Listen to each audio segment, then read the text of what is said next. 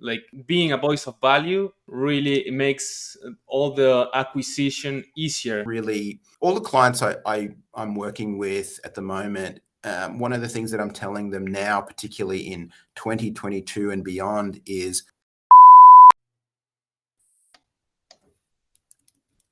Hi, Alan. Hey, Brian, how are you? How are you doing?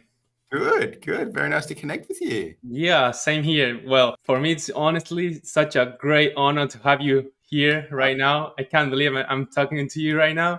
Thank you so much. It's a Yeah. pleasure.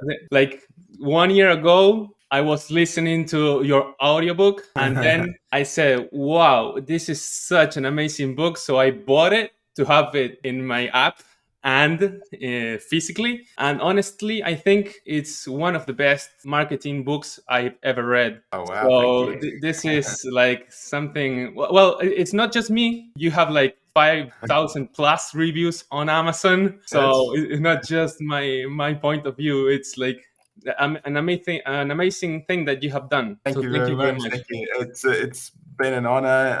I do hear from many people daily who've read or listened to the book, and it's been a real honor to do this. So, well, my question goes like straight to that point. How could you transform yourself? I know you were like more a tech guy. Yeah. How did you change from a tech guy into a marketing leader? You have become a marketing leader. That's what I wanted to hear from you. Yeah, so I really did it because of necessity. So I was a tech geek, like you mentioned, and one of the things that I really struggled with was getting new clients and new business in the door. And I thought, I'm a smart guy. I know how to do the technical stuff well. Clients that I've got really like what I do, but I was just struggling to get new customers in the door. And so I did that just through necessity because I was just frustrated. I didn't know what I didn't know. And I was really struggling to get new clients, new prospects, all of those sorts of things. And so I did it the long and difficult way, which is through trial and error, testing different things, learning. And I got little pieces from everywhere. And, I attended seminars, I read books, I did courses, all of those sorts of things. I've got little bits and pieces from everywhere. And so I think that's why the book has been successful, because I wrote the book I wish I had at the time, because I would get little pieces from here, little piece from there. And then I would have to do trial and error, put this piece here, put that piece there. And from that, I did a lot of trial and error, cost me a lot of in terms of time and in terms of money as well. So really, I wanted to help people shortcut the process and really learn from my mistakes, learn from my trial and error. And that's why I think the book has resonated well with a lot of people. Well, yeah, I think that too. It's like really inspiring. But there is one thing that really called my attention. I had read Principle, the Pareto, a lot of times. I actually read a book that it's called the 80-20 Principle. You did something that was kind of different, which was like applying the Pareto Principle to itself. So Yes. you talk about the 64-4 principle, and that's like a really compressed idea that I think it was really amazing. Yeah, and it's not something I invented. This is just, you find that in nature, you find that in economics, that you can take 80% of 80, which gives you 64, and you can take 20% of 20, which gives you 4, and you have then the 64-4 rule, which means 4% of the inputs give you 64% of the outputs. Or if we look at, for example, wealth distribution, 4% of people own 64% of the wealth.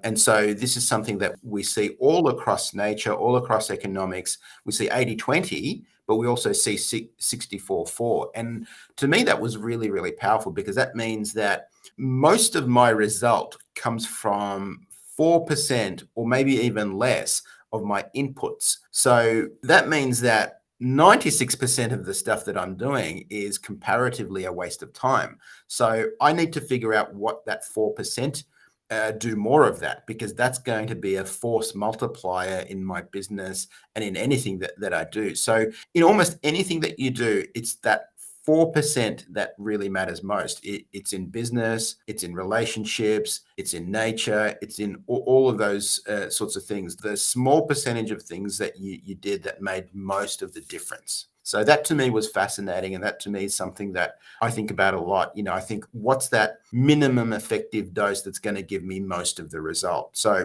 recently I started exercising, getting strong over the last 2 years, losing fat, building strength. And really, most of the result that comes from that is from three movements, deadlift, bench press, and squat. So yes, there's a 1,000 different exercises you could do, but those are the three main movements that will give you 64, maybe even 80% of the result. So, and I find that's the case with most things in life. So you want to always look for what's the thing that's going to give me the biggest return on time or biggest return on money, and do more of that. And that's what gives you leverage, right? So you can concentrate in doing more things that have more impact, right? Exactly. So leverage is a force multiplier, right? So leverage is anything that multiplies the force of your input. So if I can put 1 in and get 10 out, that's leverage at work. And leverage is really the best kept secret of the rich, right? So that's how you get rich. Because like if you're working, for example, 10 hours a day and you want to double your revenue, well, the non-leverage way is to now work 20 hours a day, which is probably physically impossible for most people. So if you want to double your revenue but not double your hours, you need to figure out something that's going to use leverage, that's going to multiply that force. So how can the hours that I work give me more output? So how can I multiply that force? I've heard from you several times about this concept of becoming a voice of value, right? Yeah. And I think that's one of the key points, right? Like being a voice of value really makes all the acquisition easier. And you also talk a lot about building your corner store piece of content, right? Yes. You wrote your book to become a voice of value. How did that come out? Yeah. So like I said, I wrote the book I wish I had. I had the 1-page marketing plan process long before I had the book. So it was a process that was already working very well with clients.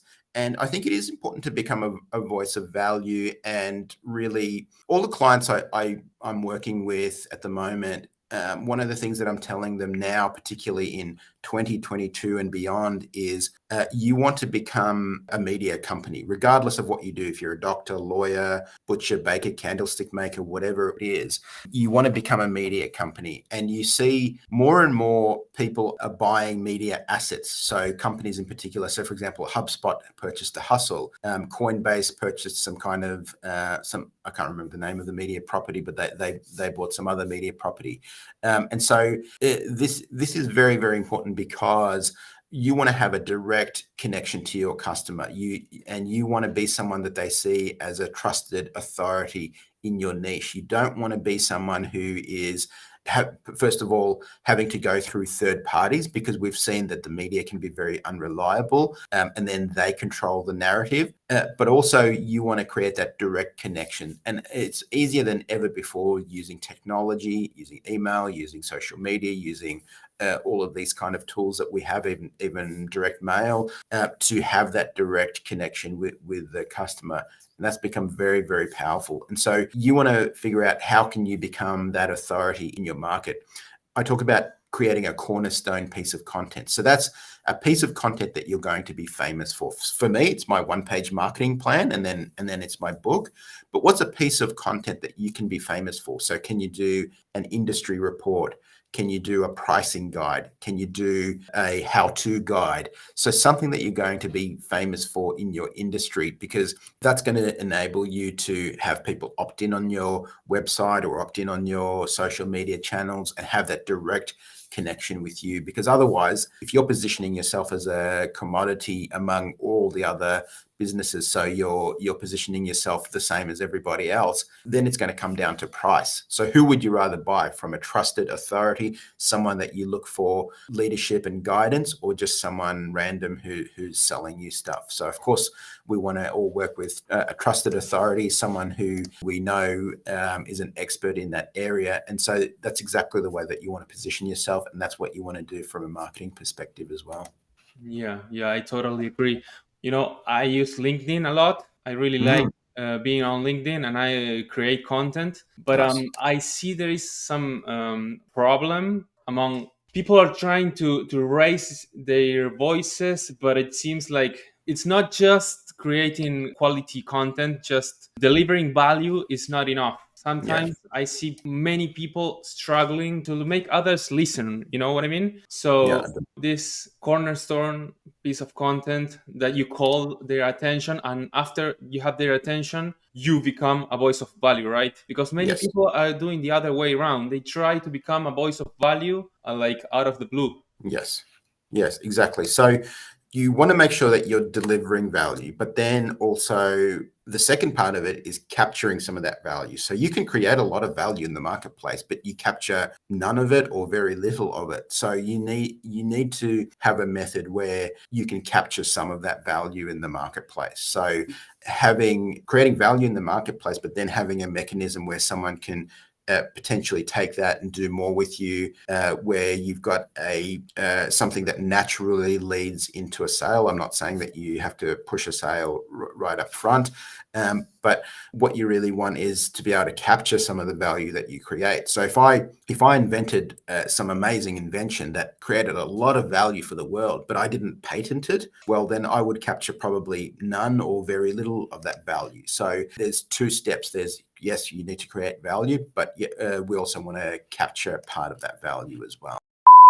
Having a sales funnel is as important as becoming a voice of value to capture that value and to lead people through your process to get your sales, like to sell your product. Because if you don't do that, you won't keep it up.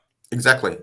And it's not necessarily just selfish, like you're being selfish to get people to buy from you. Yeah, yes, it helps you, but how can you help people get to a better situation? So, for example, a lot of people read my book or maybe see me on a podcast or something like that. They get a lot of value, and a lot of them will never buy anything from me, and that's totally fine. But some people will say, hey, I really resonated with that message. I want to see, can his team help me further? And they're the people that we're looking for to help them. And every day I hear from clients saying, hey, you really helped me increase revenue, or you helped me with the team, or whatever else.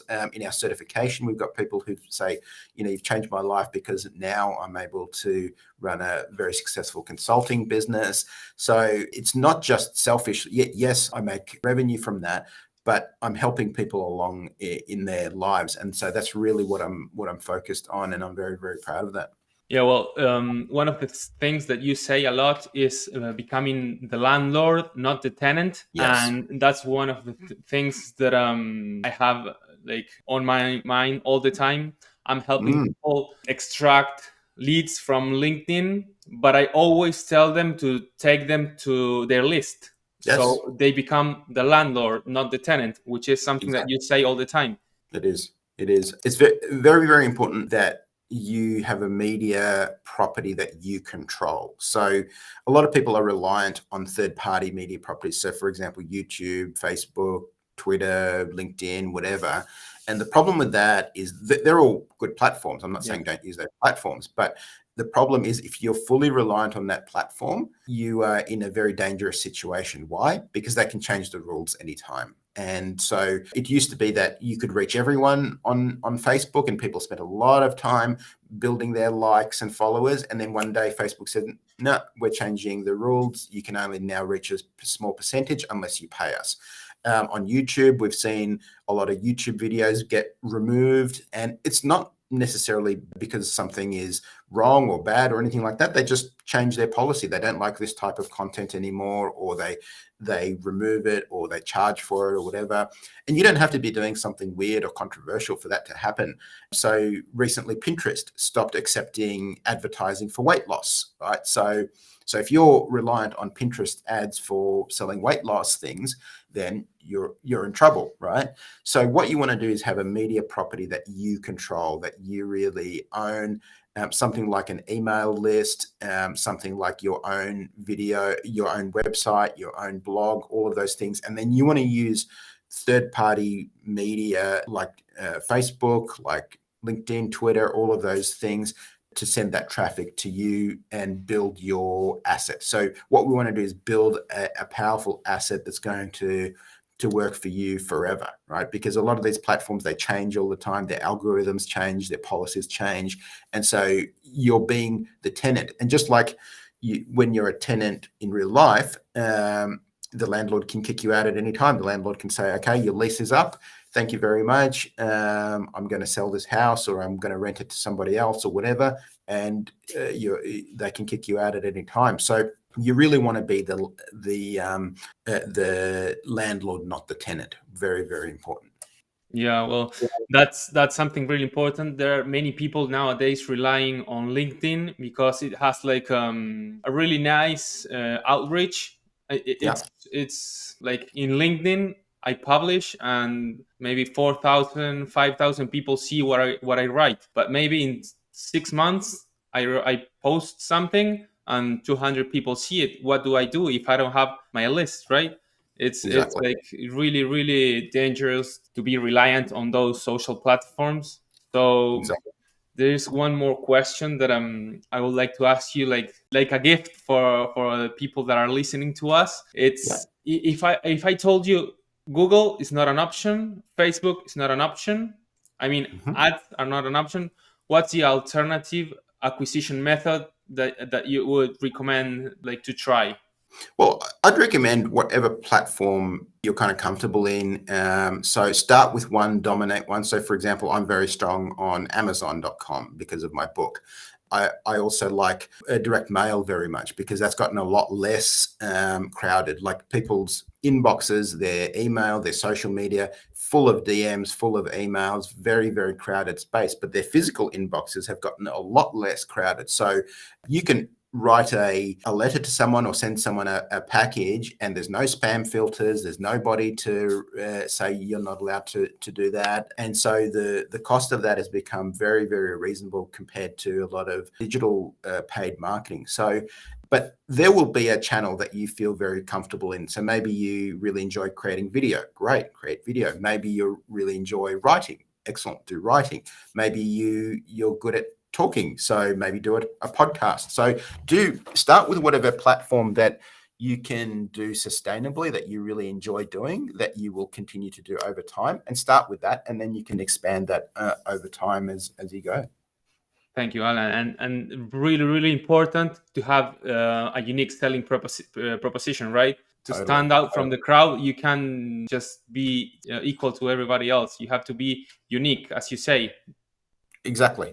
So what's the difference between you and your nearest competitor? So standing out from the crowd is very, very important. So what's something that different about you than every other competitor in the market? And it doesn't have to be about your product. It doesn't have to be you got the best product or whatever. It could be how you price and package it, how you deliver that product, some of your messaging, how it's packaged, all of those sorts of things. So you don't have to invent something brand new that nobody has ever done. It's probably unlikely that you will. So really, sometimes it's just about how do you price package, how do you slightly differentiate from everybody else. So for example, if you've got a product that's not a natural subscription product, can you do it via subscription?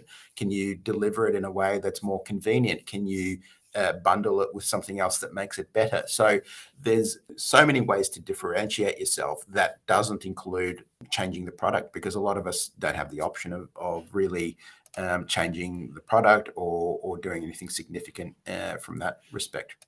Yeah, you do a lot of emphasis on your book about that. It's not like having a unique selling proposition is not just reinventing the wheel. Exactly. You can add technology to your product by Yes. having a better delivery system or in any other regular thing, right? Exactly. So, I mean, a good example I often use is Dollar Shave Club, right? Yeah. Normal ordinary men's razor blade. You can buy this at Walmart, Costco, exactly the same thing, nothing special about the product, but they started offering it via subscription. And so by doing that, they created a very valuable business. Unilever bought them for $1 billion, right? No innovation in the product at all. It's just the innovation was in the way they're positioning it and pricing it and selling it. So really pricing and packaging, and that was it. So incredible how much value you can create with a normal commodity product. That's amazing, Allan. Allan, how can we buy your book? It's on Amazon.com, and if you prefer to listen, it's very, very strong on Audible, so audible.com. And you can have a look at what else we do at successwise.com. I'd love to connect with everyone here. Thank you very much, Allan. It's been a pleasure to talk to you. I'm really, really grateful, and I hope to see you soon again. Absolutely. My pleasure. Thank you for having me, and best to everybody. Thank you very much.